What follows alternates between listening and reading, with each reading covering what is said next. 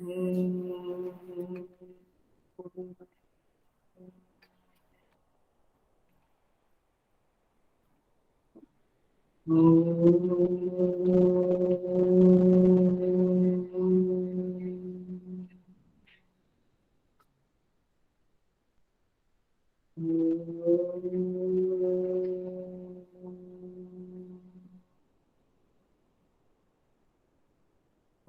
सहना वतु सहनौ भुनक्तु सह वीर्यं करवावहै तेजस्विनावधीतमस्तु मा विद्विषावहै। ॐ शान्ति शान्ति शान्तिः। समस्त जन कल्याणे निरतं करुणामयं नमामि चिन्मयं देव सद्गुरुं ब्रह्मा विद्वरम्। Okay, so Hari Om. I welcome you all with great love and great respect in this Shvetashvatara Upanishad discourses. हम छठे अध्याय में प्रवेश कर चुके हैं। श्वेताश्वतर उपनिषद 6th chapter, छठा अध्याय। We will chant few shlokas and then discourses. स्वभावमेके कवयो वदन्ति कालं तथान्ये परिमुह्यमानाः देवस्य एष महिमा तु लोके येनेदं भ्राम्यते ब्रह्मचक्रम् येनावृतं नित्यमिदं हि सर्वं ज्ञकालकालो गुणी सर्वविद्यः तेनेशितं कर्म विवर्ततेह पृथ्व्यप्तेजो निलखानि चिन्त्यम् तत्कर्म कृत्वा विनिवर्त्य भूयः तत्त्वस्य तत्त्वेन समेत्य योगम् एकेन द्वाभ्यां त्रिभिरष्टभिर्वा कालेन चैवात्मगुणैश्च सूक्ष्मैः आरभ्य कर्माणि गुणान्वितानि भावांश्च सर्वान् विनियोजयेत्यः तेषामभावे कृतकर्मनाशः कर्मक्षये याति स तत्त्वतोऽन्यः आदिसंयोगनिमित्तहेतुः परस्त्रिकालात् अकलोऽपि दृष्टः तं विश्वरूपं भवभूतमेयं देवं स्वचित्तस्थमुपास्य पूर्वम् सवृक्षकालाकृतिभिः परोऽन्यः यस्मात् प्रपञ्चः परिवर्ततेयं धर्मावहं पापनुदं भगेशं ज्ञात्वात्मस्थम् अमृतं विश्वधामम्। आज का श्लोक है। तमीश्वराणां परमं महेश्वरं तं देवतानां परमं च दैवतं पतिं पतीनां परमं परस्तात् विदामदेवं भुवनेशमेव्यम् न तस्य कार्यं करणं च विद्यते न तत्समश्चाद्यदि कश्च दृश्यते परास्य शक्ते विविधैव श्रूयते स्वाभाविकी ज्ञानबलक्रिया च। So, मंत्र नंबर 7 आज का मंत्र है। 6th मंत्र का कुछ बाकी है, वो भी देख लेंगे। तम ईश्वराणां परमं महेश्वरम, परमेश्वर का सगुण रूप की चर्चा चल रही है इस 7वें मंत्र में। और ध्यान के द्वारा ऋषिगण इस तरह से उस परमेश्वर को साक्षात करते हैं। तम ईश्वराणाम, उस ईश्वरों के भी परमं महेश्वरम, परम महेश्वर जो है। तम देवतानां परमं च दैवतम, देवतानां माने सारे देवताओं के, संपूर्ण देवताओं के भी वह परमम दैवतम, परम देवता है। सारे ईश्वरों के भी परम महेश्वर है, सारे देवताओं के भी परम दैवत है। परमेश्वर की चर्चा चल रही है, याद रखना। पतिम पतीनाम परमम परस्तात्, पतियों के भी वह परम पति है, पतियों की भी वह परम पति है। भुवनेश विदाम देवम भुवनेशम ईड्यम, वह भुवनेशम है, समस्त ब्रह्मांडों के स्वामी है। ईड्यम माने स्तुति करने योग्य है। उस देवता को, उस प्रकाश स्वरूप परमात्मा को परस्तात्, परस्तात् माने सबसे परे, बियॉन्ड, ट्रांसेंडेंट, सबसे परे, विदामा जानते हैं। हम उस परमात्मा को जानते हैं जो सबसे परे है, जो देवताओं की भी दैवत है, ईश्वरों के भी ईश्वर है, पतियों के भी पति है। इस तरह से तीन प्रकार से उनका वर्णन किया है। और भुवनेशम है, एडियम है, माने गुणों के देव है, गुणों के ईश्वर है, शासक है और स्तुति योग्य है। इस तरह से परमम परस्तात् माने उनसे श्रेष्ठ, उनसे परे और कोई नहीं है। ये इस जगत के सर्वश्रेष्ठ कारण है। इस पूरे श्लोक का, मंत्र का अंडरस्टैंडिंग क्या है? जगत के सर्वश्रेष्ठ कारण है, कारणों के भी कारण है, और सर्वरूप होकर सबसे पृथक है। परस्तात् माने सबसे पृथक है, अलग है, विलक्षण है, ऐसा यहाँ पे समझना पड़ेगा। तो इस तरह से यहाँ पे ये कहा गया है। हम आगे के पीछे के मंत्र को, 6 नंबर के मंत्र को थोड़ा सा और देख लेंगे, क्योंकि लास्ट क्लास में इतना न्याय नहीं दिया गया था। वहां पे कहते हैं सवृक्ष काल आकृति भी परोन्यः यस्मात् प्रपंच परिवर्ततेयम। ये पंक्ति हमने बहुत अच्छी तरह से डील की थी कि जिससे यह सारा प्रपंच निरंतर चलता रहता है, वह परमात्मा इस संसार वृक्ष, काल और आकृति से परे है। संसार वृक्ष काल और आकृतियों से परे है, भिन्न है। धर्मावहम ये शब्द था, धर्म की वृद्धि करने वाले, पाप नुदम पाप का नाश करने वाले, खगेशम संपूर्ण ऐश्वर्य के अधिपति। 3 टाइटल मिला आपको, धर्म की वृद्धि करने वाले, पाप का नाश करने वाले और संपूर्ण ऐश्वर्य के अधिपति भगेशम। ज्ञात्वा उन्हें जानकर, कैसे?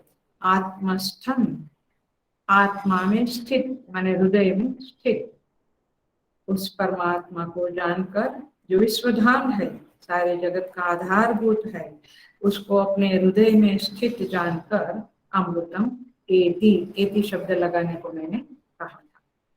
तो इस तरह से वो था, हम थोड़ा सा उसका देखते हैं। देखिए, धर्मावहम शब्द है धर्म की वृद्धि करने वाले। कैसे वे धर्म की वृद्धि करते हैं?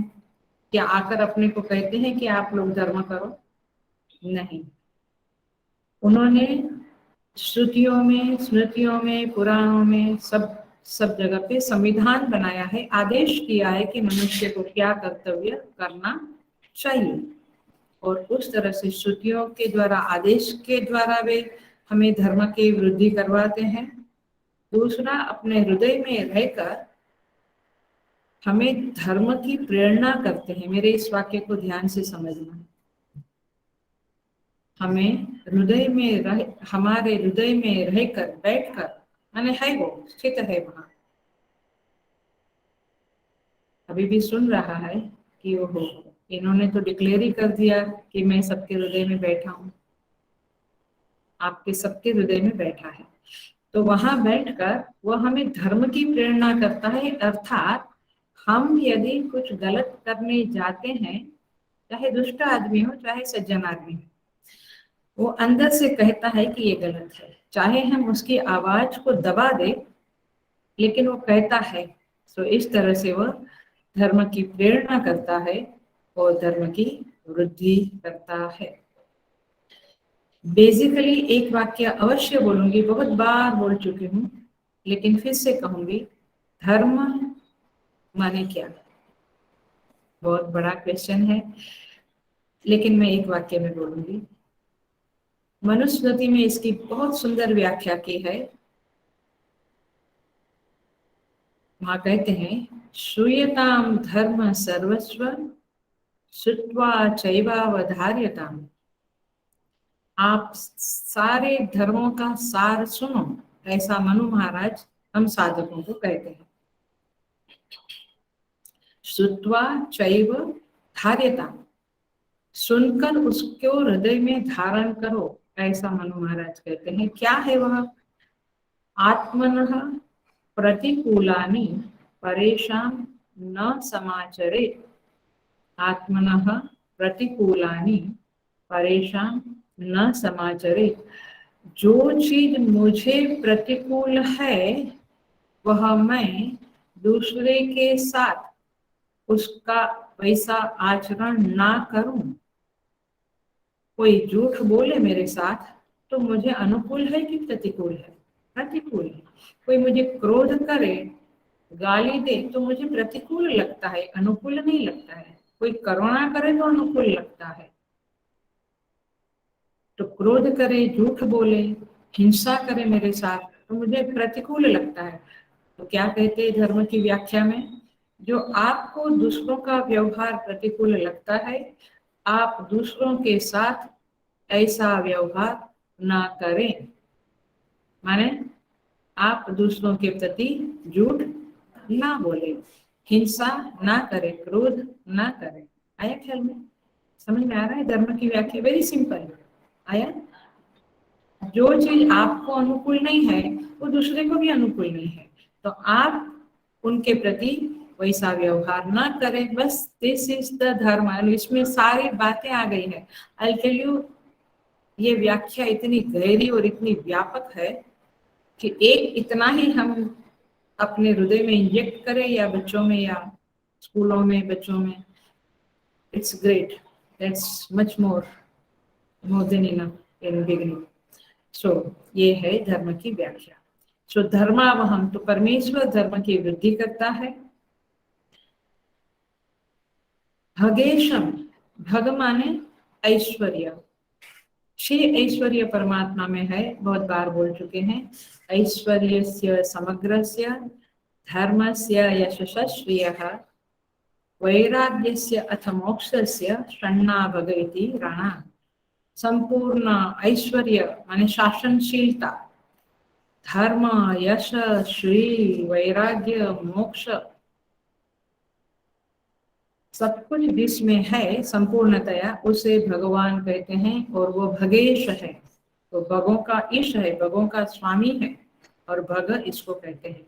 और उसी के द्वारा भगवान शब्द बना है, जिसमें ये सब कुछ संपूर्णतया है। संपूर्ण ज्ञान, संपूर्ण वैराग्य, धर्म, यश, शासनशीलता, ज्ञान, ये सब कुछ भगेश शब्द से जाना जाता है। तीसरा शब्द है पाप नुदम, माने पापों का नाश करने वाला। ये परमात्मा है। सगुण रूप काल के लक्षण बताए जा रहे हैं।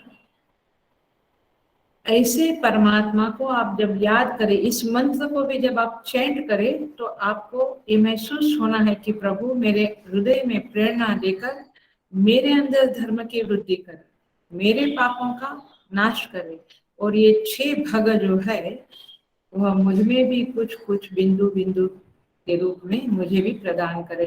ऐसी भावना करते हुए इस मंत्र का चैंटिंग करने से आप देखो क्या फर्क पड़ जाता है। सो इस तरह से पाप नुदम माने पापों का नाश करने वाला। कैसे पापों का नाश करते हैं प्रभु? आके कुछ जलाते हैं क्या? नहीं। आज होली है, हैप्पी होली टू एवरीबॉडी। जलाते नहीं है। वो कैसे करते हैं देखो।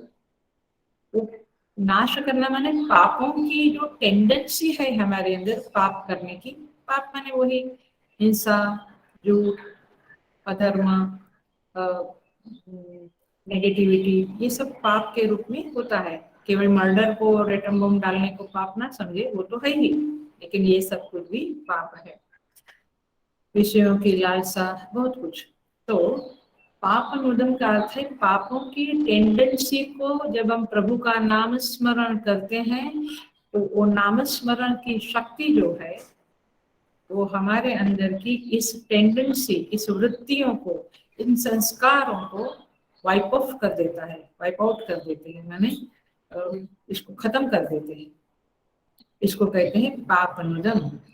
बहुत सुंदर श्रीमद् भागवतम, देवी भागवतम में कहा है, बहुत सुंदर कहा है। कैसे करते हैं प्रभु?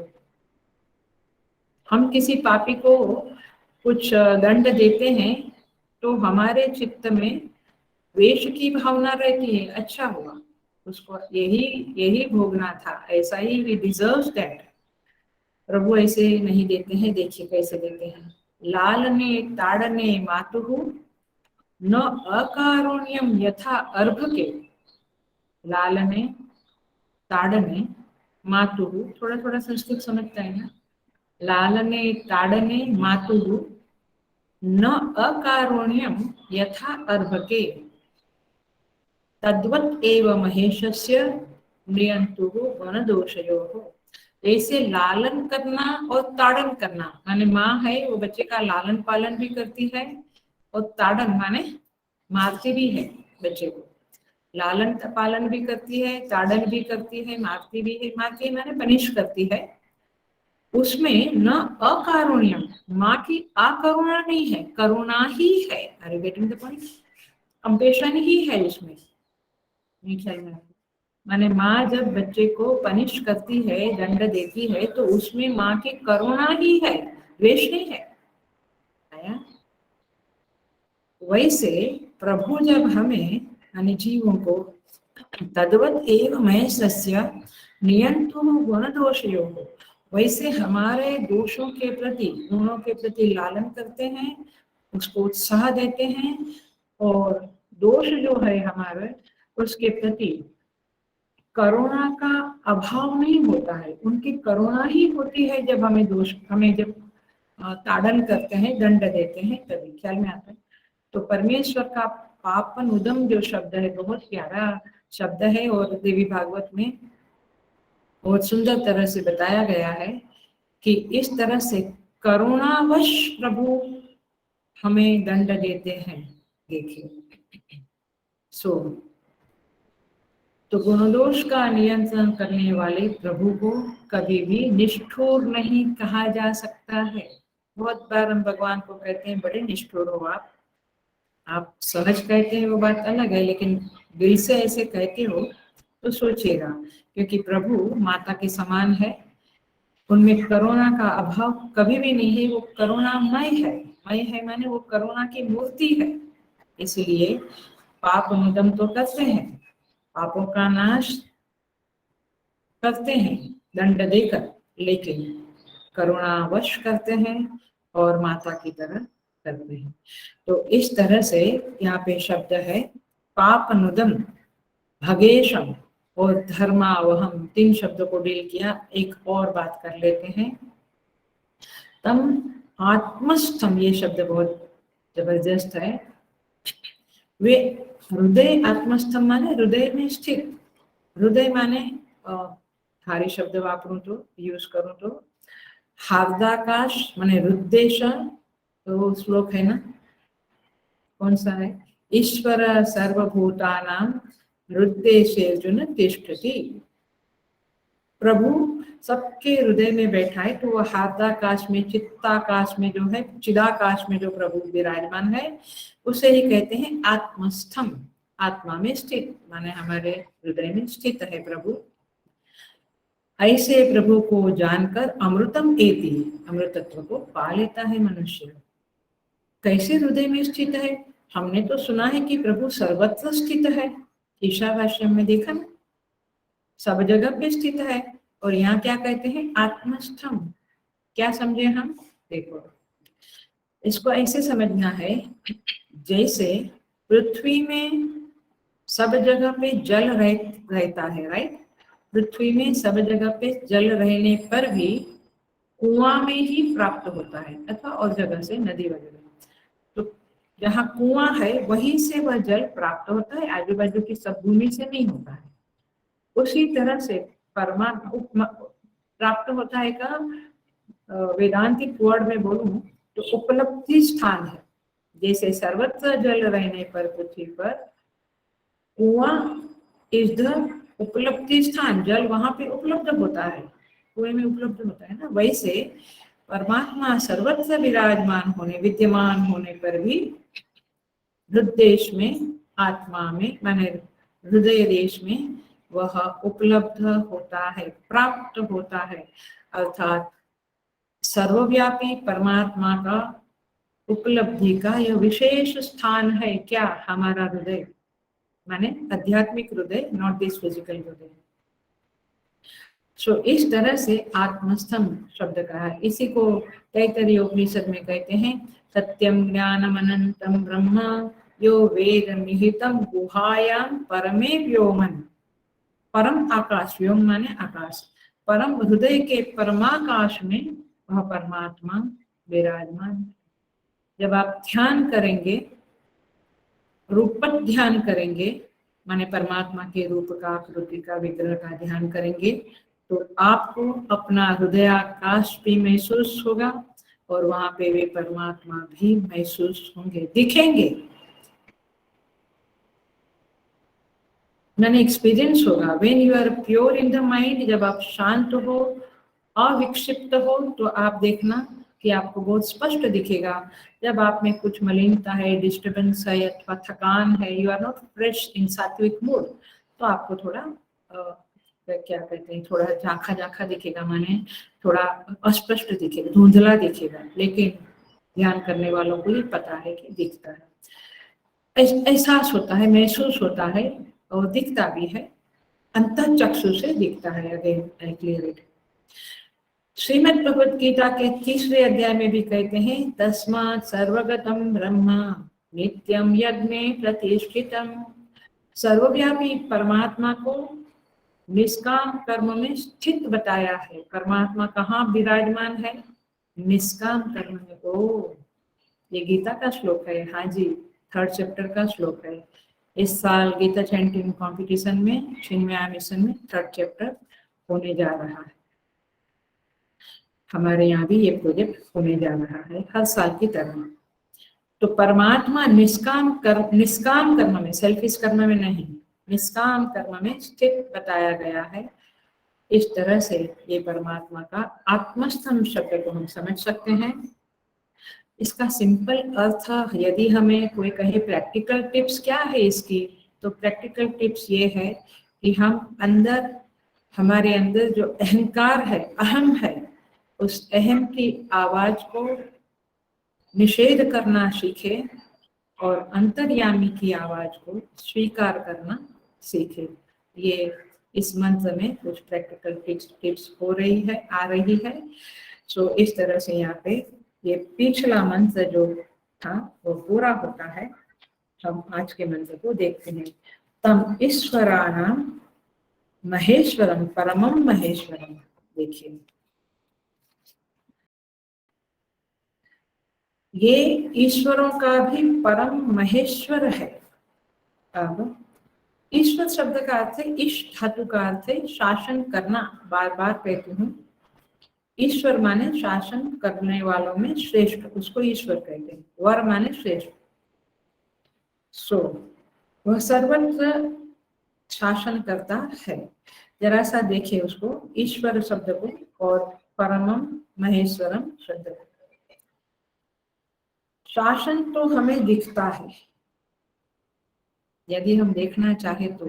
टाइम नहीं है तो बात अलग है। यदि हम देखना चाहे तो नदी, सूर्य, चंद्र, तारे, नक्षत्र, पंच महाभूत, वृक्ष, वनस्पति जगत, प्राणी जगत, सर्वत्र हमें ईश्वर का शासन दिखता है, चाहे प्रकृति के जरिए, चाहे विधानों के जरिए। विधान माने नियमों के जरिए, उनका शासन दिखता है, बाहर भी अंदर भी दिखता है। ये जो प्राण चलता है, सर्कुलेशन, ब्लड सर्कुलेशन है, डाइजेशन है, ये सारी क्रियाएं उनके शासन में होती है। और इसीलिए कई बार कितनी दवाइयां खाने पर भी चीजें कंट्रोल में नहीं आती है, क्योंकि उसके शासन में सब कुछ चल रहा है। ख्याल में आ रहा है? इसीलिए निर्बाध शासन है, हुक्म अंदर सब कोई, बाहर हुक्म कोई नहीं, गुरु नानक जी कहते हैं। तुलसीदास जी कहते हैं, यन माया वशवर्ति विश्वम अखिलम ब्रह्मादि देवासुरा।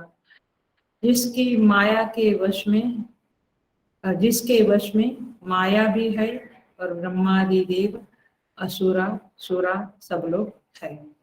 उस परमात्मा का शासन को कोई, उसको कोई विरोध नहीं कर सकता है, अपोज नहीं कर सकता है।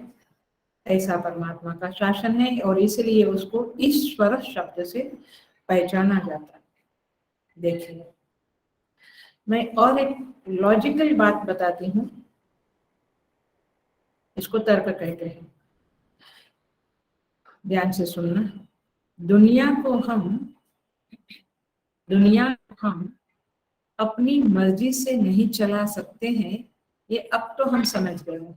चाहे एक समय होगा फैंटेसी में हम समझते होंगे कि मेरी मर्जी से सब कुछ चल रहा है, चलता रहेगा, लेकिन अब हम समझ गए हैं, जितना जल्दी समझे उतना अच्छा है, कि दुनिया हमारी मर्जी से नहीं चलते हैं, नहीं चल सकती है।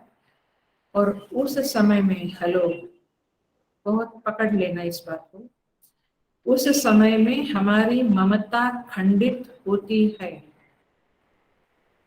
साउथ वाले आपको समझ में आ रहा है ये शब्द है हिंदी का?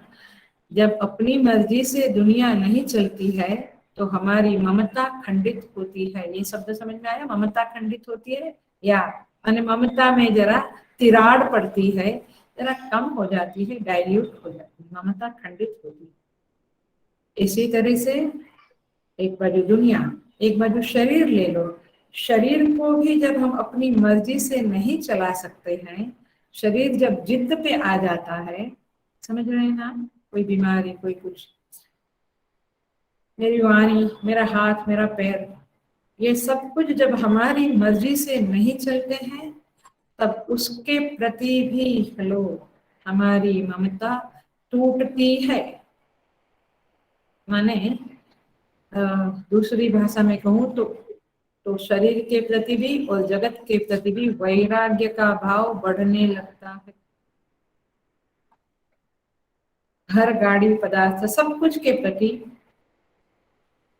घर में जब बहू आ जाती है ना, फिर घर में ममता थोड़ी, सो हर चीज अब आपकी ममता को खंडित करती है। और तब जब ममता खंडित होती है, तब ये बुद्धिमान मनुष्य विचार करता है कि आखिर ये दुनिया किसकी है जो मेरी मर्जी से नहीं चलती, उसकी मर्जी से चलती है। आखिर ये शरीर किसकी बिलोंगिंग है, प्रकृति की कहो या परमेश्वर की कहो। तब आदमी बोलने लगता है, हे नाथ नारायण वासुदेव, हे नाथ नारायण वासुदेव। माने हे नाथ, माने दुनिया का कोई नाथ है, दुनिया सनाथ है, दुनिया अनाथ नहीं है।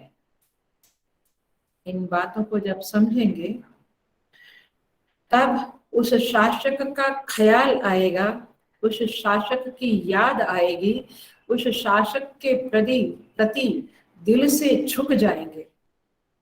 ये ऐसे ही जो नमस्कार कर लेते हो बात अलग है, वो भी ठीक है, एक प्रैक्टिस है, अच्छी क्रिया है, लेकिन जब ये विचार करेंगे, ये तर्क चलाएंगे कि भाई ये तो ममता खंडित पे खंडित होती जा रही है, बच्चों से भी खंडित होती है, परिवार से भी खंडित होती है, रिलेशनशिप में भी खंडित होती है, मैंने रिलेटिव्स से भी संबंधों से भी खंडित होती है। तो इस तरह से कोई है जिसे ईश्वर कहते हैं, जो शासक है सारे जगत का, जो नाथ है, इसलिए हे हे जगत के नाथ, जगन्नाथ ऐसा बोलते हैं। उन तो वो जो जगन्नाथ है, वो जो ईश्वर है, वो ईश्वरों में भी परम ईश्वर है, वह परमात्मा है। देखिए, एक हल्का फुल्का करें तो वैसे राजा लोग भी शासक है, एनिमल जगत में लायन भी शासक है, स्वर्ग में इंद्र भी शासक है, कोसमोस में ब्रह्मा विष्णु महेश भी शासक है। बट इन सबके ईश्वरों के भी ईश्वर महेश्वर पे कहा गया है। तो ये सारे शासकों का भी जो शासक है उसे परमेश्वर कहते हैं, परम ईश्वर कहते हैं अथवा महेश्वर कहते हैं। तो यहाँ पे कहते हैं, और इसलिए क्या बोलते हैं हम, अनंत कोटि ब्रह्मांड नायक ऐसा करके हम बोलते हैं। तो ये है परमेश्वर के बारे में थोड़ी सी बात। इसके बारे में और एक छोटा सा एनालिसिस कर लेते हैं। जैसे ममता खंडित होती है कहा, ऐसे और एक बात भी कर ले, बहुत समझने जैसी है, बहुत जीवन में देखी जाती है। देखिए, ये जो शासन है ना उसका, परमेश्वर का, वो कैसा है। शासक तो है, ये हमने देखा ममता के खंडित होने से, लेकिन ये शासक का शासन कैसा है जरा समझे। जीवन में जो जीव है, माने हम लोग जो जीव है, हमें दूसरे जीव का शासन मोस्ट ऑफ द टाइम चुभता है। ठीक कहा मैंने, आप समझ गए इन बातों को, अपने जीवन से लगाइए। शास्त्र बिल्कुल जीवन से लगाने जैसी बात है। एक जीव को दूसरे जीव का शासन चुभता है। चुभता है माने खलता है, अच्छा नहीं लगता है। मान लेते हैं बट अच्छा नहीं लगता है। बहुत कम लोग होता है जिनका शासन चुभता ना हो। देखा जाता है घरों में भी सब जगह। तो शासन की वह रीति हम जीवों को आती ही नहीं जहां पर शासन भी हो और सुख भी हो, कष्ट ना हो। कई बार लाचारी से हम सह लेते हैं, परंतु शासन ऐसा हो जो शासन भी होवे और सुख भी होवे। गुरु का शासन भी कभी कभी चुभ जाता है, खटकता है, खलता है, कष्ट देता है, कभी कभी, हमेशा नहीं। किंतु परमेश्वर का, आप देखो, परमेश्वर का जो शासन है वह हमें शासन भी करता है और सुख भी देता है। वह जब शासन करता है तो हमें शायद लगे कि कष्ट है, लेकिन जब समझ आती है तो हम समझ जाते हैं कि उनके शासन में सुख है। तो ये परमात्मा के शासन में जो अंतर्यामी है, जो कर्मफल दाता है और सुहृद होकर वह जो शासन करता है, वह फाइनली अथवा यदि हमें विजन हो, समझ हो, तो सुखदाता है, सुख देने वाला शासन है। तो इसलिए ये ईश्वर शब्द को समझे, वो शासक तो है बट सुखद शासक है, प्रिय शासक है, क्योंकि वह जो शासन करता है हमारी भलाई के लिए करता है। That's the point. कभी कभी आपको लगता है कि यह मेरी मेहनत का फल है। जब वो बहुत ज्यादा फल दे देता है तो हमें लगता है कि मेरी मेहनत का फल है, और इसलिए हम जरा सा ऊपर चढ़ जाते हैं। लेकिन वह इसीलिए अपने शासन को दिखाता नहीं है, उसका शासन दिखता नहीं है क्योंकि चुभता नहीं है। तो इसीलिए कि हम उनके उपकार के नीचे दबा हुआ फील ना करें। देखो, ये उनकी कुशलता है शासन की। जो भी शासन करता है उसको ये बातें समझनी चाहिए और समझनी पड़ेगी, तब आप अच्छे शासक बन के रह सकते हो। तो उनका जो शासन है वो उनके उपकार के नीचे हम दबे हैं ऐसा हमें महसूस नहीं होता है। हम उनके उपकार को बहुत बार भूल भी जाते हैं। जो जनरल संसार का जो जीव है, इंसान है, वह अपने शासन को हर बार याद दिलाता है, अपने उपकार को बहुत बार याद दिलाता है। लेकिन परमात्मा के शासन में हम सहज और सुलभता माने सहजता फील करते हैं, सुख फील करते हैं। और इसलिए उनके शासन में रहने से निर्भयता की भी प्राप्ति होती है। जगत के शासन में भय रहता है, उनका शासन निर्भयता की अनुभूति देता है। और इसलिए जब उनके शासन के बारे में समझ जाएंगे तो हम उनके क्या बोले आशिक हो जाएंगे, क्योंकि उनका ही शासन है। इसलिए तुलसीदास जी महाराज को जब बुलाया गया था अकबर ने अपने दरबार में और कहा कि आप हमारे दरबारी बन जाओ, लेकिन तुलसीदास जी महाराज ने कहा हम दरबारी राम के पट्टो लिखो दरबार। हमने तो उनके दरबार में अपना पट्टा लिख दिया है, अब क्या मैं मनुष्य के दरबार का दरबारी बनूं? ऐसा करके उन्होंने अस्वीकार कर दिया। तो परमात्मा के शासन में रहना ये बड़ा सुखद होता है, और जो उनके शासन में रहता है उनके ऊपर जगत के पदार्थ और जगत के लोग शासन नहीं कर सकते हैं। हेलो, ये बातें जरा सोचें। ईश्वर शब्द के संदर्भ में मैं ये बातें रखी आपके सामने। आगे चलते हैं, क्या कहते हैं, सेकंड लाइन है, देवतानां परमं च दैवतम, देवों के भी वो परम देव है, देवताओं के भी वे परम देवता है। जरा सा समझे, देवता माने presiding deity of the things and beings. फिर भी हिंदी में बोलूं तो हर पदार्थ का एक प्रिसाइडिंग एक अधिपति होता है, इसको कहेंगे देवता, वो भी शासन करता है। जैसे देखते हैं हम, वैसे एक जनरल में कहते हैं 33 कोटि देवता है, सुना है ना ये हिंदू धर्म में। कौन है वे? 12 8 वसु, 12 11 रुद्र, ऐसे करके 11 रुद्र, 8 वसु, 12 सूर्य, ऐसे 12 आदित्य, प्रजापति और यम, ऐसे 33 जो है मूल देवता, उनके ही ब्रांचेस है, और फिर 33 कोटि देवता होते हैं। अब देखते हैं, ये हमारा शरीर है, हमारी फैकल्टी है, बाहर का भी हम देख सकते हैं, अभी पहले शरीर का देखते हैं। शरीर में हमारे 14 फैकल्टी है, 5 ज्ञानेंद्रियां, 5 कर्मेंद्रियां, मन बुद्धि चित्त अहंकार। ये 14 फैकल्टी जो हमारे शरीर में अंदर है, सूक्ष्म शरीर में है, ये सारे, इन हर एक फैकल्टी का एक एक देवता है। माने संसार के सारे प्राणी, मनुष्य पशु सब, सारे प्राणियों की इन फैकल्टीज के एक एक देवता है, जो इन फैकल्टीज का फंक्शनिंग करते हैं। जैसे फॉर एग्जाम्पल, जैसे पंचमहाभूत है, आकाश वायु अग्नि जल पृथ्वी, उसी से बनी हुई जो इंद्रियां है, जैसे श्रोत्र इंद्रिय है कान, उसके देवता कौन है? दिग देवता है।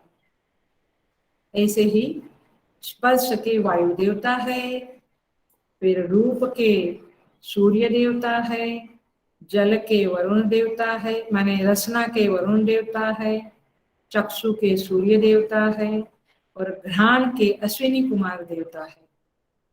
इस तरह से कर्मेंद्रिया वाक् पानी पाद उपस्थ वायु, ये इस तरह से जो इंद्रिया है, आप इन इंद्रियों के देवताओं को भी जान ले। वाक् के देवता है अग्नि, पानी माने हाथ के देवता है इंद्र, पैर के देवता है विष्णु, उपस्थ के देवता है प्रजापति, और वायु के देवता है यम। तो इस तरह से यहाँ पे कर्मेंद्रियों की भी देवता है, मन के देवता चंद्र, बुद्धि के बृहस्पति, चित्त के वासुदेव, अहंकार के रुद्र। तो इस तरह से 14 फैकल्टी के 14 देवता है, और बाकी सारे भी बहुत देवता है। ये देवताओं में और एक बात भी जान ले, अधिभूत, अधिदैव, अध्यात्म। तो ये जो इंद्रियां है ये अध्यात्म है, समझ में आ रहा है? इंद्रियां अध्यात्म है, उसके देवता अधिदेव ये जो बताया वो है, और उसका एक एक लोक है, उसको अध्यात्म, अधिभूत और अधिदेव, तो इस तरह से उसके लोक भी है।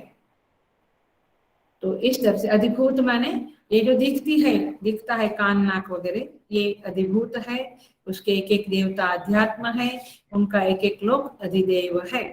इस तरह से 3 तरह से ये देवता का मैनिफेस्टेशन है। हेलो, तो देवता नाम परम दैवतम, तो ये देवताओं की कहानी है अथवा देवताओं का एक पेश किया गया शास्त्रों में है।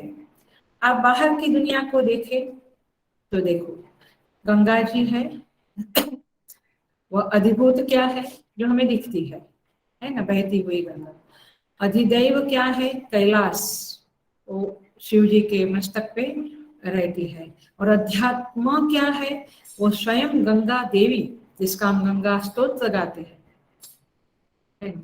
तो इस तरह से आप समुद्र का भी देखे, पर्वत का भी देखे, हिमवान हिमालय, ये दिखता है वो अधिभूत है। वो जो हिमालय का जो लोक है, जहाँ पे पर्वतराज रहते हैं, हिमवान रहते हैं, जहाँ पार्वती माता का जन्म हुआ वगैरह, वो अधिदेव है। और अध्यात्म माने वे स्वयं देवता। तो इस तरह से समुद्र देवता, आपको पता है रामचरितमानस में जब उन्होंने जगह नहीं दी तो लक्ष्मण जी ने बाण संधान किया, समुद्र देवता प्रकट हुए। तो समुद्र जो दिखता है वो अधिभूत, समुद्र देवता अध्यात्म, और उनका जो लोक पाताल लोक है वो उनका अधिदेव। इस तरह से त्रिवर्ती सत्ता के रूप में ये लोग विराजमान होते हैं, देवता लोग। तो ये देवों का भी परमेश्वर कौन है, परम दैवत है। ऐसे आप देखें तो ग्राम देवता है, होता है ना हमारे गांव में भी, जैसे मुंबई में मुंबा देवी है, अहमदाबाद में मैंने देखा भद्रकालिका ग्राम देवता के रूप में है। कुल देवता होते हैं, तुलजा भवानी, रेणुका देवी, बहुत लोगों के कुल देवता भी होते हैं, मैंने सबके कुल देवता होते हैं, स्थान देवता होते हैं। सारे देवताओं का ये परमेश्वर कौन है, परम देवत। आप ये श्वेता श्वेतर में आज आशामा ने बहुत अच्छा कहा कि पूरा श्वेता श्वेतर बिल्कुल परमेश्वर की ही गाथा गाता है। यहाँ कर्म नहीं है और कुछ बातें, ज्यादा ज्ञान की भी बहुत बातें नहीं है। परमेश्वर की गाथा माने उनके सगुण निर्गुण रूप के बारे में बातें, माने गायन गाया गया है, गीत गाया गया है। तो इस तरह से यहाँ पे पंचभूत, पंच महाभूत के भी अधिभूत, अधिदेव और अध्यात्म है। तो देवों के भी वे परमात्मा देव है। आगे चलते हैं, पति नाम परमम, सारे पतियों का भी वो पति है। ओ माने हमारे पति का भी वो पति है, ऐसा नहीं समझना, वो तो है, माने सबका पति है। पति शब्द का अर्थ है पातु इति पति। पातु माने रक्षण करने वाला, जो हमारा रक्षण करे, पालन करे, उसको कहते हैं पति, वन हु प्रोटेक्ट्स। तो इन दैट सेंस परमेश्वर सारे जो रक्षण करता लोग हैं, रक्षण करता माने जैसे नियामक, शासक, वही रक्षक होते हैं। वे जो है वो भूपति राजा, जो शासक भी है रक्षक भी है। ऐसे ही राष्ट्रपति, ऐसे ही अश्वपति, गजपति, विद्यापति, वाचस्पति, माने अश्वपति माने घोड़ों का शासक, गजपति माने हाथी का शासक, विद्यापति नॉलेज का शासक, वाचस्पति वाणी का शासक माने रक्षक। तो इन देवता माने ये सारे पति कहलाते हैं। और वैसे जो धर्म के नियंता होते हैं वे भी पति कहलाते हैं। ऐसे प्रजापति भी है, दक्ष महाराज, आपको पता है सती के पिता दक्ष जो थे, दक्ष महाराज, भृगु, अंगिरा, ये सब गृहस्थ धर्म के पति है, रक्षण करता है। और फिर संन्यास धर्म के भी प्रजापति है, वो है रुभु, सनत कुमार, ये सब यति, ये सब संन्यास धर्म के पति है, रक्षक है। नारद जी है, वो भक्ति मार्ग के रक्षक है। वशिष्ठ जी है, वो वैदिक अनुष्ठान के धर्म के रक्षक है। तो इस तरह से ये सब पति के संदर्भ पति कहलाए जाते हैं।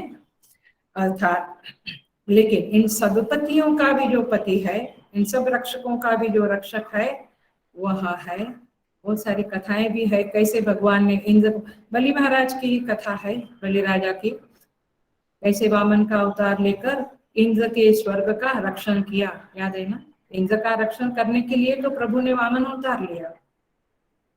सो रक्षक है, सारे पतियों का भी वह पति है। और इसीलिए बहुत सुंदर सुंदर स्तोत्र होते हैं जहाँ पे एक बता दूं तो क्लासिकल स्तोत्र होते हैं जहाँ पे भगवान शिव को मार्कंडेय ऋषि कहते हैं, चंद्रशेखर चंद्रशेखर चंद्रशेखर पाहि मां, चंद्रशेखर चंद्रशेखर चंद्रशेखर रक्ष मां।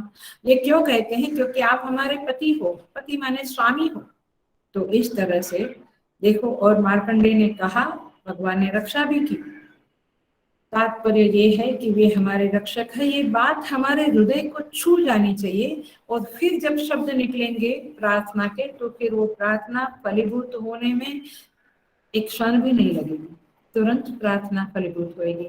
बट हम कितना गहराई से, कितना सच्चाई से, कितनी प्रामाणिकता से प्रभु को इस तरह के विरोध में मानते हैं, इट डिपेंड्स अपॉन अस। इसलिए विष्णु सहस्त्र नाम में युधिष्ठिर महाराज पूछते हैं भीष्म पितामह से, किमेकं दैवतं लोके किं वाप्येकं परायणं, स्तुवन्तः कं कमर्चन्त प्राप्नुयुर्मानवाः शुभम्। ओ धर्म सर्वधर्माणां भवतः परमो मतः, किं जपन्मुच्यते जन्तु जन्म संसार बंधना। तात्पर्य ये है कि प्रभु सारे देवों का भी देव कौन है? तो यहाँ पे भगवान भीष्म पितामह कहते हैं, पवित्राणां पवित्रं यो मंगलानां च मंगलम, दैवतम देवतानां च भूतानां यो व्यय पिता। सारे देवों का भी वह देव है परमेश्वर। ऐसा करके माने विष्णु भगवान, क्योंकि विष्णु सहस्त्र नाम है, तो कहते हैं वो सारे जगत का अव्यय पिता है। भूतानां यो अव्यय पिता, दैवतम देवतानां च।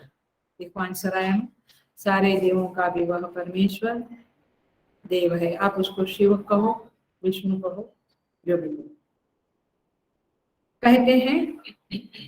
और इसलिए उन वे पति भी है, स्वामी भी है, तो उनसे सारे देवता भयभीत भी रहते हैं, क्योंकि उनका शासन उन पे चलता है। इसलिए श्रुति कहती है कठोपनिषद की, भयादस्य अग्निस्तपति, भयात् तपति सूर्य, भयात् इंद्रश्च वायुश्च मृत्यु धावति पंचम। ये इंद्र, वायु, मृत्यु देवता माने यमदेव, अग्निदेव, सूर्य देव, सब उसके शासन में है। ये सब पति के रूप में है, स्वामी के रूप में है, लेकिन देवता के रूप में है, लेकिन उनके भी देव, उनके भी पति ये परमेश्वर है। तो ऐसी परमेश्वर की सारी लीला है, सारा काम है।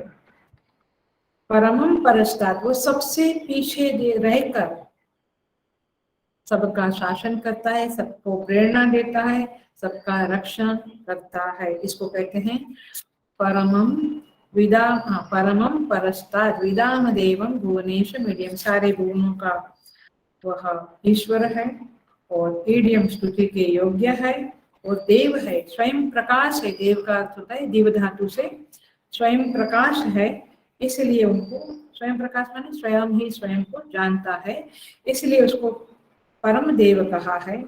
इसका अर्थ ये भी है कि वह उदय अस्त रहित, ये शास्त्रीय शब्द है, वेदांत का शब्द है, उदय अस्त रहित चित प्रकाश स्वरूप है। चित प्रकाश स्वरूप है, सदा ज्ञान स्वरूप है। तो इस तरह से यहाँ पे यह मंत्र पूरा होता है। तमस परस्तात् का अर्थ है अपरम, परमम परस्तात् का अर्थ है न तत्र सूर्यो भाति न चंद्र तारकम, नेमा विद्युतो कुतः अग्नि। कैसे विद्युत, अग्नि, सूर्य, चंद्र, ये सब जो भासमान है वो तमेव भान्तम अनुभाति सर्वम, तस्य भासा सर्वमिदं विभाति। उसके प्रकाश से सब कुछ प्रकाशित होता है और इसलिए वह सबका पति है, क्योंकि वहीं से सबको ये ज्ञान वगैरह, सामर्थ्य वगैरह मिलता है। तो इस तरह से यहाँ पे ये मंत्र पूरा होता है। हम एक और मंत्र को भी देख लेते हैं। 8वां मंत्र श्वेताश्वतर उपनिषद 6ठे अध्याय का 8वां मंत्र। कहते हैं न तस्य कार्यम करणम च विद्यते, न उसको कार्य है, कार्य माने शरीर, न करणम, करणम माने इंद्रिया, इंद्रिया अंतकरण, ये सब करण है। उसको न स्थूल शरीर रूपी, न स्थूल शरीर है माने न कार्य है, न सूक्ष्म शरीर है माने न कारण है, कारण है, कारण शब्द है यहाँ पे। न तत्सम समः च अभ्यधिकः च दृश्यते, उससे बड़ा या उसके समान और कोई दूसरा दिखता नहीं है। ये आगे भी आया है, मैंने पीछे भी आया है ये मंत्र। तीसरी लाइन परा अस्य शक्ति ही, इस परमेश्वर की एक परा शक्ति है। विविधा एव श्रूयते, और विविध प्रकार से सुनी जाती है, मैंने ऐसा सुना है, विविध प्रकार की वह शक्ति है। स्वाभाविकी ज्ञान बल क्रिया शब्द, वो ज्ञान बल और क्रिया रूप स्वाभाविक दिव्य शक्ति नाना प्रकार की सुनी गई है। उनकी एक परम शक्ति भी है और एक परम दिव्य शक्ति भी है, परम शक्ति भी है, और एक अपरा शक्ति है जो ज्ञान बल क्रिया रूप स्वाभाविक शक्ति भी है। तो इस तरह से परमात्मा का न शरीर है, न स्थूल शरीर, न सूक्ष्म शरीर, और उनके पास दो शक्तियां हैं, अपरा शक्ति और पराशक्ति। ऐसा यहाँ पे सुना गया है, ऐसा ऋषि कहते हैं। देखते हैं चल में, देखो न शरीर है माने काया है, न तस्य कार्यम, कार्य माने न शरीर है। हम लोगों का जो शरीर है उसको कार्य कहते हैं, तो उसका कारण क्या है?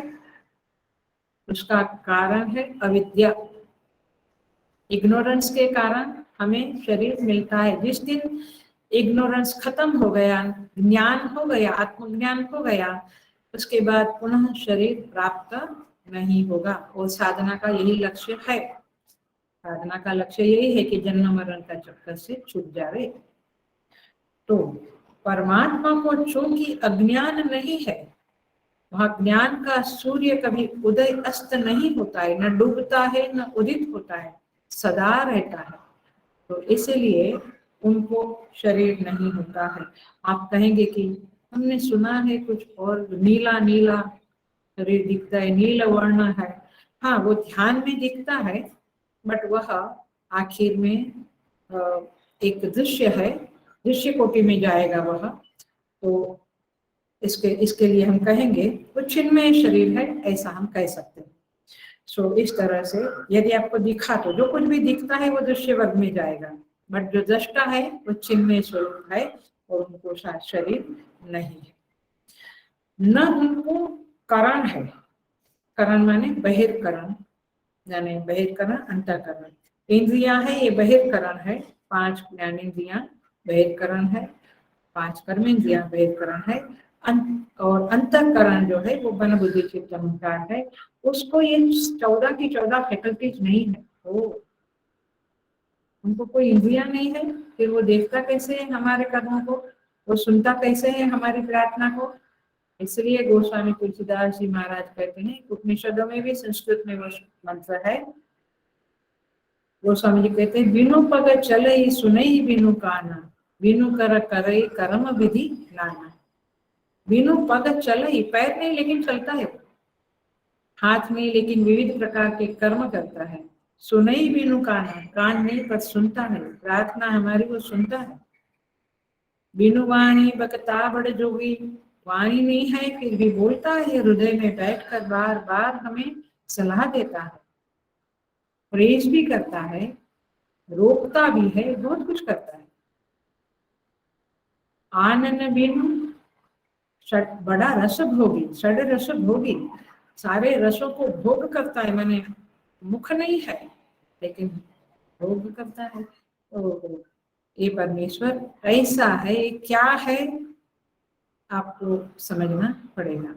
तो इस तरह से न तस्य कार्यम करणम च विद्यते, लेकिन और दूसरी बात ये भी है, दूसरे एंगल से ये भी कहते हैं, उसको कोई कार्य नहीं, माने कोई ड्यूटी नहीं है, क्योंकि वो फुलफिल्ड है, वो पूर्ण है, वो अपने में स्वयं में परिपूर्ण है, और इसलिए उसको कुछ चाहिए नहीं, और कुछ चाहिए नहीं तो कोई ड्यूटी नहीं। हम लोग जो कहते हैं हमें ये ड्यूटी है, वो ड्यूटी है, इट्स ओनली बिकॉज ऑफ हमें ये चाहिए, हमें वो चाहिए।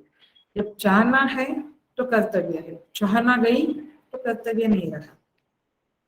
तो इस तरह से हमें करण चाहिए, क्योंकि हमें शरीर चाहिए, क्योंकि हम अपने को अपूर्ण फील करते हैं, महसूस करते हैं, तो हमें सब कुछ चाहिए, उसको ये कुछ भी नहीं होता। आगे कहते हैं न तत्समः च अभ्यधिकः च दृश्यते, उसके समान भी कोई नहीं है और उनसे अधिक भी कोई नहीं है।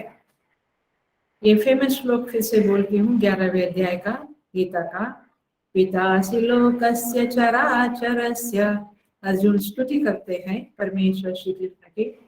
पितासि लोकस्य चराचरस्य त्वमस्य पूज्यश्च गुरुर्गरीयान्, न त्वत्समोऽस्त्यभ्यधिकः कुतोऽन्यः लोकत्रयेऽप्यप्रतिम प्रभावः। पीछे एक श्लोक में आया था न तस्य उपमा अस्ति, वैसा ही यहाँ पे एक टाइप का श्लोक है। आप चराचर जगत के पिता हो, त्वमस्य पूज्यश्च गुरुर्गरीयान्, आप पूज्य हो हमारे लिए, आप गुरु हो, गुरुओं में भी श्रेष्ठ हो। न त्वत्समः, आपके समान कोई नहीं है। अर्जुन कहते हैं भगवान को, आपके समान कोई नहीं है। अभ्यधिकः कुतः अन्यः, और फिर आपसे समान ही कोई नहीं तो आपसे अधिक कैसे कोई हो सकता है। आयत है ना, प्रभु से अधिक कोई नहीं है। लोकत्रये अपि अप्रतिम प्रभाव, आप अप्रतिम हो, आपकी कोई प्रतिमा नहीं है। प्रतिमा नहीं माने आपके समान कोई नहीं है, आपका प्रभाव ऐसा है। तो इस तरह से वेद, स्मृति, पुराण, इतिहास सब कुछ कहते हैं, दर्शन सब कुछ आपको अद्वितीय कहते हैं, क्योंकि आपके समान कोई नहीं है, द्वितीय है ही नहीं, आप ही एक हो, और इसलिए आपके तुल्य कोई नहीं हो सकता है। ये बात यहाँ पे कहते हैं न तत्सम च अभ्यधिकः च दृश्यते। आगे यहाँ पे ये भी है कि हम पुराण में, मैंने भागवत पुराण में पढ़ते हैं अथवा रामचरितमानस में पढ़ते हैं कि पौंड्रक जो था उसने कहा मैं श्री कृष्ण के समान हूँ। याद है वो कथा? याद है? अपने 4 हाथ लगा लेता है, 2 हाथ एक्स्ट्रा लगा लेता है ना, और कहता है कि मैं ही वासुदेव हूँ, मैं ही श्री कृष्ण हूँ। लेकिन वह बाद में हास्यास्पद बन जाता है, क्योंकि उनके श्री कृष्ण के समान तो कोई हो ही नहीं सकता है। रावण भी कहता था कि मेरी तुलना में इस संसार में कोई नहीं है। ऋषियों का वो रक्त पीता था, देवताओं को उसने बंदी बना के रखा था, अपने को देवों का देव मानता था, लेकिन आखिर राम जी के बाण से खत्म हो गया। He was killed by Shri Ram. मतलब यह है कि परमेश्वर के समान और कोई नहीं है। हिरण्यकश्यप का भी एग्जाम्पल आता है, श्रीमद् भागवत में भी आता है, और आदि होली है और आदि उनका स्मरण किया। तो हिरण्यकश्यप भी अपने को मानता था। बहन होली को बोला कि अग्नि में तुम्हें वरदान है कि अग्नि तुम्हें जला नहीं सकेंगी, तो प्रहलाद जी को पर्वत पर से नीचे डाला, विष पिलाया, बहुत कुछ किया, मरे नहीं प्रहलाद जी, महान भक्त थे भगवान विष्णु के। तो हिरण्यकश्यप ने कहा कि इसको होलिका तुम अपनी गोद में बिठाओ और तुम अग्नि में बैठ जाओ। हिरण्यकश्यप अपने को ही विष्णु कहता था, अपने को ही भगवान कहलाता था, और इसलिए जब प्रहलाद जी भगवान विष्णु को भगवान कह के ओम नमो भगवते वासुदेवाय बोलते थे, उनको पसंद नहीं आता था हिरण्यकश्यप, और इसलिए अपना बेटा होने पर भी उन्होंने अपने बेटे पर बहुत अत्याचार जुल्म किए। लेकिन ये प्रहलाद जी तो प्रहलाद जी थे, महान भक्त थे, वे सदा विष्णु का स्मरण और भजन करते रहते थे। तो जब होलिका बैठी तो होलिका जल गई, लेकिन प्रहलाद जी का बाल बांका नहीं हुआ, वे बिल्कुल जले नहीं, ऐसे के ऐसे वापस आए। It was too great. तब हिरण्यकश्यप को फिर पता है आपको कथा कि बाद में बहुत बहुत हो गया जुल्म। उसके बाद जब एक दिन उसने कहा हिरण्यकश्यप ने प्रहलाद जी को कि यदि तुम्हारे विष्णु सर्वव्यापी है तो इस खंभे में से भी उन्हें प्रकट करो। प्रहलाद जी ने प्रार्थना करी। ऋषि अवतार में परमेश्वर श्री कृष्ण श्री वासुदेव विष्णु ऋषि रूप में प्रकट हुए और हिरण्यकश्यप को मार डाला। कैसे मारा आपको पता है, न सुबह न शाम, न अंदर न बाहर, कैसी कैसी कंडीशन थी, न मनुष्य से न प्राणी से, क्या क्या कंडीशन थी, मार डाला ऋषि अवतार लेकर। तो इस तरह से हिरण्यकश्यप भी अपने को भगवान मानता था, लेकिन परमेश्वर जो भगवान है उनके समान कोई नहीं होता है। उनके अवतारों के रूप में हमें उनके कुछ झांकी मिल सकती है। तो आज होली के दिन हम प्रहलाद जी का स्मरण करके इस ओम नमो भगवते वासुदेवाय की माला करनी चाहिए। और ये जो अग्नि के प्रदक्षिणा करते हैं, परिक्रमा करते हैं, हमारी सोसाइटीज में जो होली जलाते हैं, तो आप जब पानी का लोटा लेके परिक्रमा करते हैं ना, तो ये ओम नमो भगवते वासुदेवाय का जप करना चाहिए। और वैसे भी ये जप आज के दिन करना चाहिए। तो ये है न तत्समः च अभ्यधिकः च दृश्यते, उनके समान भी कोई नहीं, उनसे अधिक भी कोई नहीं है। परा अस्य शक्ति ही विविधा एव श्रूयते स्वाभाविकी ज्ञान बल क्रिया च।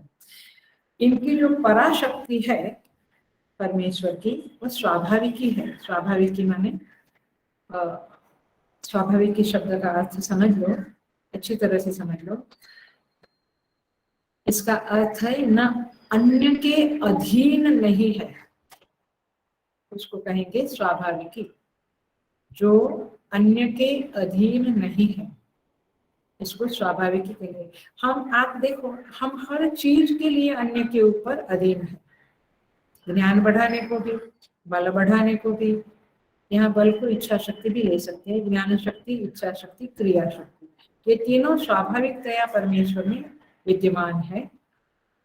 इसका अर्थ यही हुआ कि ये शक्तियां दूसरे किसी के अधीन नहीं है, परमात्मा के ही अधीन है। जहां भी जिसको भी ज्ञान है वह, तो ज्ञान कहाँ है, वृत्ति में आता है ना ये ज्ञान। ये कंप्यूटर है, ये पानी का ग्लास है, ये पुस्तक है, ये ज्ञान जो हमें होता है। ज्ञान माने आप बड़ी बड़ी बातें भी सोच सकते हैं, बट सिंपल। ये मोगरा की सुगंध आती है, भगवान के आज हाथ चढ़ाया है उसमें से, ये ज्ञान हुआ। कोई व्यक्ति आया, उसका ज्ञान हुआ। तो ये जो ज्ञान वृत्ति है, ज्ञान है, ये हम लोगों में बोरोड है, उधार है। परमेश्वर के ज्ञान से हमारे अंदर ये ज्ञान वृत्तियां प्रकाशित होती है। जब ये वे नहीं, तो हम ये वृत्ति में ज्ञान प्रकाशित नहीं हो सकता है। तात्पर्य यह है, परमात्मा से सब कुछ उधार है, लेकिन परमात्मा में ये चीजें स्वाभाविक है। I think I tried my best to explain this. तो इस तरह से और भी समझेंगे थोड़ा। इंग्लिश में बोलूं तो शायद स्वाभाविक माने अक्वायर्ड नहीं। जैसे गाड़ी है, हमने खरीदी है ना, घर है, हमने बनवाया, लैपटॉप है, हमने बाय किया, तो अक्वायर किया। परमेश्वर में ये ज्ञान शक्ति, बल शक्ति, क्रिया शक्ति अक्वायर्ड नहीं है, स्वाभाविक है, माने है, उसके पास विद्यमान सदा है। इसको कहेंगे स्वाभाविकी। देखिए, शक्ति दो प्रकार की होती है। एक है औपाधिक, माने सगुण साकार ब्रह्म जो है, ईश्वर जो है, उसमें एक औपाधिक है और एक स्वाभाविक है। ये जो ज्ञान शक्ति, क्रिया शक्ति, ये स्वाभाविक है, और औपाधिक जो शक्ति है वो माया शक्ति है। माया शक्ति, माया की उपाधि से उपहित ब्रह्म को ही ईश्वर कहते हैं, जरा सा समझ लीजिए।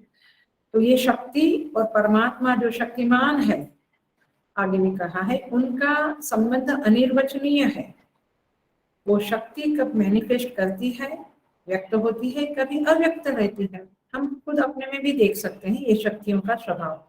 ये अनुमेय है, अनुमान से जानी जाती है, वे साक्षात कभी दिखती नहीं है। आप कहते हैं आज मुझे शक्ति नहीं लगती है, आज दिमाग नहीं चलता है, मतलब क्या? ज्ञान शक्ति, क्रिया शक्ति थोड़ी डल है। परमात्मा का स्मरण करते हैं, उपासना करते हैं तो बिल्कुल फ्रेश हो जाते हैं, है ना? फिर हम कहते हैं हाँ अभी क्लिक हुआ, अभी मुझ में बहुत ताकत है, अभी मैं ये काम कर देता हूँ, ये लिखने का, ये पढ़ने का। इसलिए शास्त्र पढ़ने के पहले थोड़ी देर जप करने से 5-10 मिनट को 15 मिनट जप करने के बाद जब हम पढ़ते हैं तो अच्छी तरह से ग्रास्प होता है। और बाजार में जाकर आए, टीवी में कुछ देखा, उसके बाद आप ग्रंथ लो, you can not grasp much. So ये शक्ति परमात्मा में रहती है, परमात्मा की है, और वह शक्ति परमात्मा से भिन्न होकर कभी उपलब्ध नहीं होगी। वह केवल अनुमेय है, क्रिया के द्वारा मालूम पड़ता है, उसका अनुभव होता है, साक्षात्कार नहीं होता है। इसी शक्ति को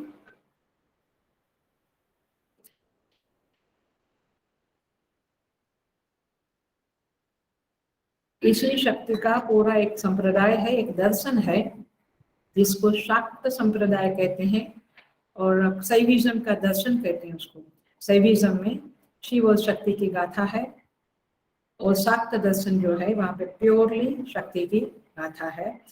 आगम में शक्ति पूजा के ऊपर बहुत जोर दिया जाता है, और वहां पे ये शक्ति भी पूजनीय कही गई है।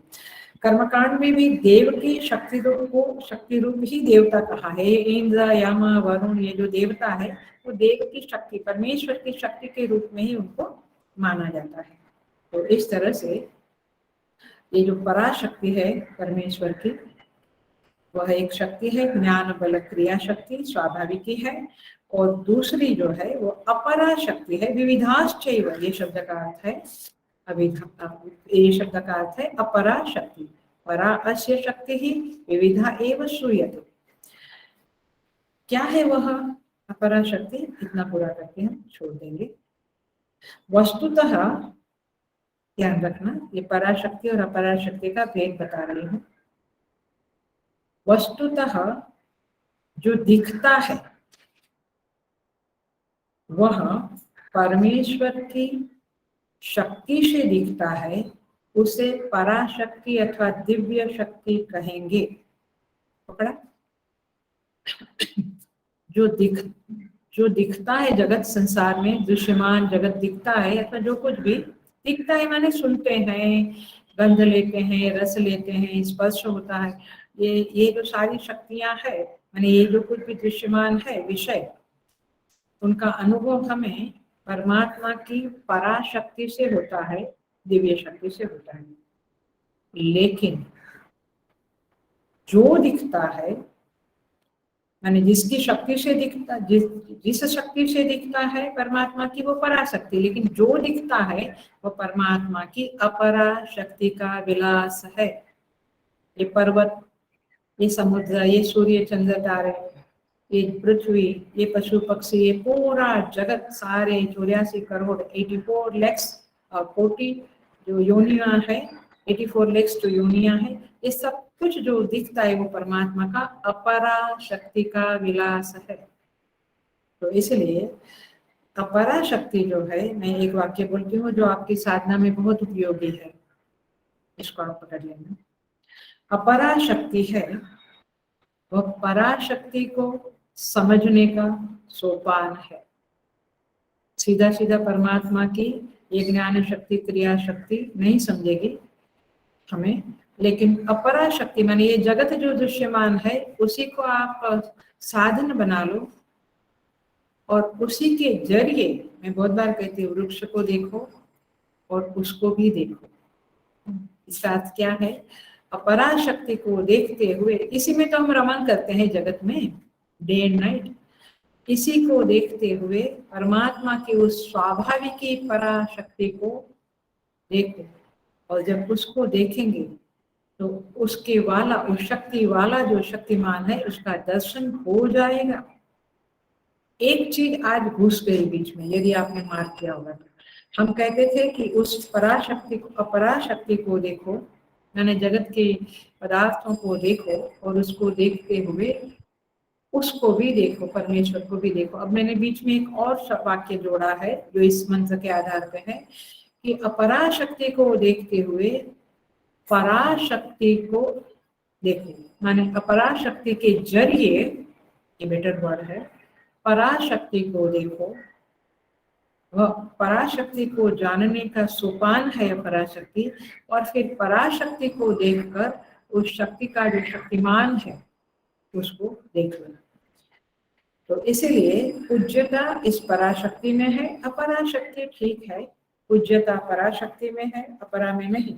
और इसीलिए विविध प्रकार की शक्तियां है, वैसे विक्षेप शक्ति भी बोलते हैं, आवरण शक्ति भी बोलते हैं, ये अपराशक्ति ये कह सकते हैं। तो ये सारी शक्तियों के जरिए आप उससे इरिटेट ना हो रहे, आप उसे गले भी ना लगाएं, लेकिन उसके जरिए उस पराशक्ति का दर्शन करें और उस पराशक्ति के जरिए शक्तिमान जो परमेश्वर है उसका भी दर्शन हम करें। ये ईशावास्यम है जो हमने ओपनिंग किया है। ईशावास्यम पहला ग्रंथ लिया हमने कोरोना पीरियड में, बस उसी की सारी लिंक चल रही है। और इसीलिए ये शक्ति के बारे में जो बताया है उसका एक आचार्यों की दृष्टि से उसका एक और भी अंडरस्टैंडिंग है कि यह जो शक्ति है वो निसत्व है। परमेश्वर की दृष्टि से ये निसत्व है, मिथ्या है, प्रतीयमान है, कार्यगम्य है, उसके कार्य से मालूम पड़ती है, अनादि है, अनिर्वचनीय है। इस तरह से ये पराशक्ति जो दिव्य है और अपराशक्ति जो नगण्य है, उन दोनों को देखते हुए उस परमात्मा को देखो, उस परमात्मा को प्राप्त करो। यही इस उपनिषद का, इस मंत्र का संदेश है, आदेश है। इस तरह से यह मंत्र हम पूरा करते हैं और आगे के मंत्र को आगे के क्लासेस में देखेंगे। ओम पूर्णमदः पूर्णमिदं पूर्णात् पूर्णमुदच्यते पूर्णस्य पूर्णमादाय पूर्णमेवावशिष्यते। ओम शांति शांति शांति। हरि ओम। श्री गुरुभ्यो नमः। हरि ओम।